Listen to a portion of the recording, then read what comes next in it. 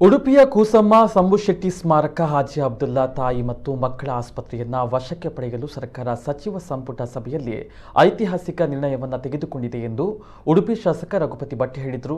ಮಾಧ್ಯಮಗಳೊಂದಿಗೆ ಮಾತನಾಡಿದ ಅವರು 200 ಬೆಡ್ಗಳ ಆಸ್ಪತ್ರೆಗೆ ಪ್ರಸ್ತುತ ಇರುವ ಎಲ್ಲ ಸಿಬ್ಬಂದಿ ಸಹಿತ 103 ಹೆಚ್ಚುವರಿ ಸಿಬ್ಬಂದಿ ನೇಮಕಕ್ಕೆ ಹಾಗೂ 9.83 ವಾರ್ಷಿಕ ಅನುದಾನ ನೀಡುವ ಪ್ರಸ್ತಾಪಕ್ಕೆ ಅನುಮೋದನೆಯನ್ನು ನೀಡಲಾಗಿದೆ.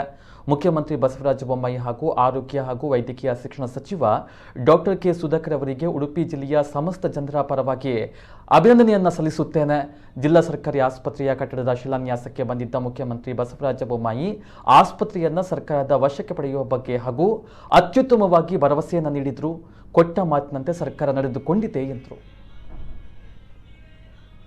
ಉಡುಪಿ ಸರ್ಕಾರಿ ಮಹಿಳಾ ಆಸ್ಪತ್ರೆ ಹಿಂದೆ BR ಶೆಟ್ಟಿ ವೆಂಚರ್ಸ್ನವರಿಗೆ PPP ಮಾಡೆಲಲ್ಲಿ ಕೊಟ್ಟಿತ್ತು. ಅವರು ಅದನ್ನು ಸರಿಯಾಗಿ ನಿರ್ವಹಣೆ ಮಾಡಲಿಕ್ಕಾಗಲ್ಲ ಅಂತ ಪತ್ರ ಬರೆದ ಆಧಾರದ ಮೇಲೆ ಮತ್ತು ಅವರಿಗೆ ಸಿಬ್ಬಂದಿಗಳೆಲ್ಲ ವೇತನ ಕೊಡದೇ ಇದ್ದದ್ದರಿಂದ ಸರ್ಕಾರ ನಿನ್ನೆ ಕ್ಯಾಬಿನೆಟ್ಟಲ್ಲಿ ಅದನ್ನು 200 ಬೆಡ್ಡಿನ ಒಂದು ಆಸ್ಪತ್ರೆಯ ಸಿಬ್ಬಂದಿಗಳ ಒಂದು ನೇಮಕಾತಿಯ ಆದೇಶವನ್ನು ಮಾಡಿ ಸರ್ಕಾರ ಅದನ್ನು ನಡೆಸುವಂಥ ಒಂದು ಒಳ್ಳೆಯ ತೀರ್ಮಾನವನ್ನು ಮಾಡಿದೆ. ಇದನ್ನು ನಾನು ಸ್ವಾಗತಿಸ್ತೇನೆ.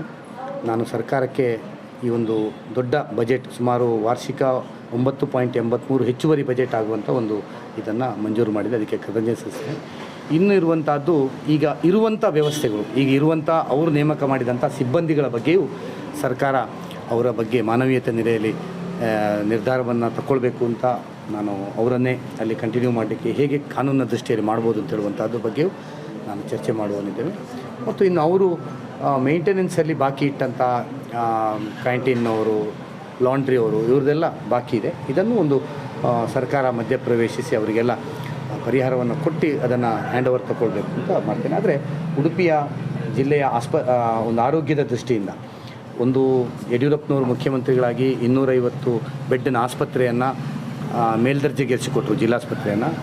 ಬಸವರಾಜ ಬೊಮ್ಮಾಯಿಯವರು, ಡಾಕ್ಟರ್ ಸುಧಾಕರ್ ಅವರು ಆರೋಗ್ಯ ಸಚಿವರಾಗಿ ಸಹಕಾರದಿಂದ ಈ ಒಂದು ನಮ್ಮ ಐತಿಹಾಸಿಕ ನಿರ್ಣಯ ನಮ್ಮ ಜಿಲ್ಲೆಯ ಮಟ್ಟಿಗೆ ಭಾಳ ಪ್ರಮುಖವಾದಂಥ ನಿರ್ಣಯವನ್ನು ಸರ್ಕಾರ ಮಾಡಿದೆ. ಅದಕ್ಕೆ ನಾನು ಕರ್ನಾಟಕ ಸರ್ಕಾರಕ್ಕೆ ವಿಶೇಷವಾದ ಅಭಿನಂದನೆ ಸಲ್ಲಿಸ್ತಾ ಇದ್ದೀನಿ.